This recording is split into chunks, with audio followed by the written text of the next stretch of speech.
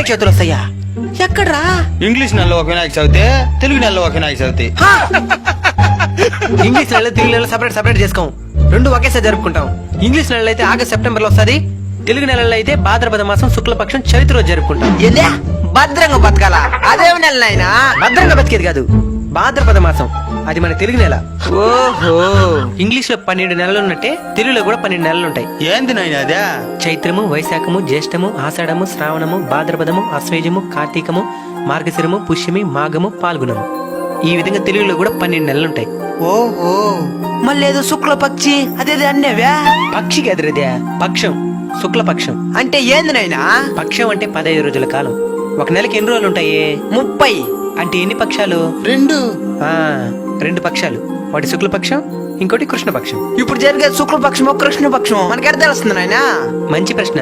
మీరు గమనించుంటారు, చంద్రుడు చిన్న సైజులో ఉండి పెరిగి పెరిగి పెరిగి పెరిగి పెద్దగా గుండ్రంగా అయిపోతాడు.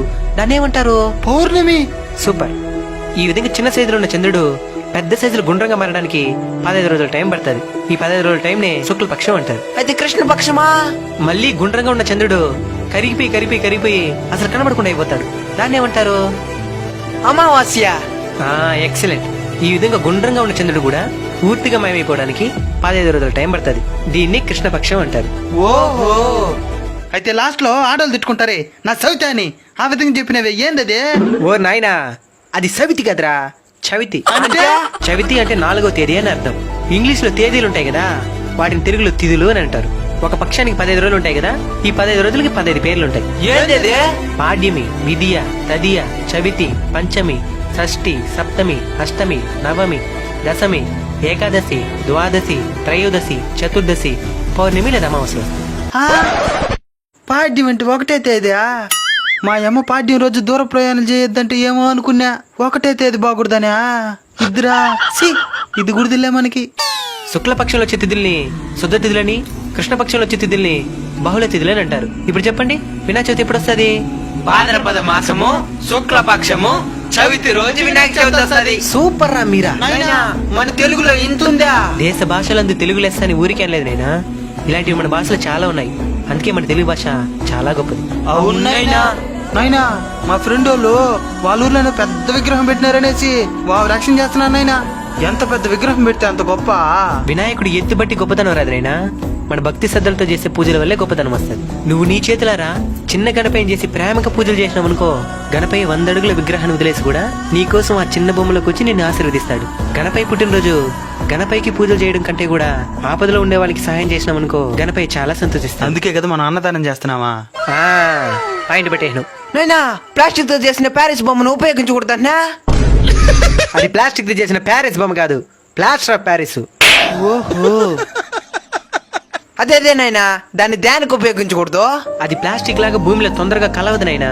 నీళ్ళలో వేసినావు అనుకో, నీళ్ళలో ఉండే జీవరాశులకంతా హాని కలిగిస్తుంది. అందుకని ప్లాస్టర్ ఆఫ్ ప్యారిస్ చేసిన బొమ్మలు ఉపయోగించకూడదు, మట్టి గణపైనే ఉపయోగించాలి. కానీ ప్లాస్టర్ ఆఫ్ ప్యారిస్ బొమ్మలు చేసే కొన్ని వేల కుటుంబాలు జీవనోపాధిని కోల్పోతాయి. దాన్ని కూడా ఆలోచించాలి. అయితే గణపయ్య వల్ల ఇన్ని మంది బతుకుతున్నారా? అవునైనా, బొమ్మలమ్మే వాళ్ళు, మైక్ సెట్ వాళ్ళు, లైట్ సెట్టింగ్ వాళ్ళు, ట్రాన్స్పోర్ట్ వాళ్ళు, రంగులు బొమ్మలు బట్టలు అమ్మే వాళ్ళు, ఈ విధంగా లక్షలాది మందికి జీవనోపాధిని కల్పిస్తున్నాడు గణపయ్య. అవునైనా. మరి ఇంత గొప్ప గణపయ్య ముందు చాలా మంది డబుల్ మీనింగ్ పాటలకు డాన్స్ చేస్తున్నారు నాయనా. చాలా మంది తాగేసి కూడా ఆడుతున్నారు నాయనా. అసలు తాగడమే తప్పు, అలాంటిది తాగేసి భగవంతుని సన్నిధిలోకి రావడం ఇంకా తప్పు. డబుల్ మీనింగ్ పాటలకు మీరు సంతోషిస్తారేమో, గణపయ్య సంతోషించడు. అయినా మనం తాగడానికి వినాయక చవితి కాకుండా ఇంకా చాలా రోజులున్నాయి. అంతగా డబుల్ మీనింగ్ పాటలకే డాన్స్ చేయాలనిపించినప్పుడు మనకి మన ఇల్లుంది, అలానే ప్రైవేట్ ప్లేస్లు ఎన్నో ఉన్నాయి. అంతేగాని తాగేసి వచ్చి దైవ సన్నిధిలో ఆడడం చాలా తప్పు. ఆల్రెడీ చాలా మంది మన సనాతన ధర్మం ఎప్పుడెప్పుడు నాశనం అయిపోతుందా అని ఎదురు చూస్తా ఉన్నారు. అలాంటి వారికి మనం చేసి ఈ పనులన్నీ ఆయుధాలుగా మారిపోతాయి. తాగేసి గుడి దగ్గర ఆడడమే మీ సంప్రదాయం అని ప్రశ్నిస్తారు. దానికి మన దగ్గర సమాధానం ఉండదు. మనం ఈ రోజు ఉంటాం, రేపు పోతాం. మన సనాతన ధర్మం వేల సంవత్సరాల చరిత్ర కలిగింది. దానికి ముప్పు కలిగించే పని మనం ఏ రోజు చేయకూడదు. అయినా ఇప్పుడు కాకపోతే వినాయక చవితి ఈ విధంగా జరుగుతూ ఉంది. కొన్నేళ్ల క్రితం వినాయక చవితి అంటే భక్తి శ్రద్ధలతో కూడిన పూజలు, భజనలు, అన్నదానాలు. మనకి నిజంగానే ఆడాలనిపిస్తే సినిమా పాటలోనే మంచి బీటున్న దేవుడి పాటలు ఎన్నో ఉన్నాయి. అట్నే డ్రమ్స్ మ్యూజిక్లు ఎన్నో యూట్యూబ్లో అవైలబుల్గా ఉన్నాయి. వాటికి ఆనందంగా గణపయ్య ముందే ఆడదాం. గణపయ్య ఆనందిస్తాడు, మనము ఆనందిస్తాం. అంతేగాని ఇలా తాగేసి వచ్చి ఆడటం, డబుల్ మీనింగ్ పాటలు చాలా తప్పు. దీనివల్ల భవిష్యత్తులో చాలా అనర్థాలను ఎదుర్కోవాల్సి వస్తుంది. కాబట్టి దయచేసి అర్థం చేసుకోండి. ఈ వీడియోని వీలైనంత మందికి షేర్ చేయండి. వ్యూస్ కోసం కాదు, కొంతమంది అయినా మారుతారనే ఆశ. మీరు కూడా మీ కుటుంబ సభ్యులకి, స్నేహితులకి అర్థమయ్యేటట్లు వివరించండి. అవును, మీకు వినాయక చవితి శుభాకాంక్షలు చెప్పడమే మర్చిపోయాను.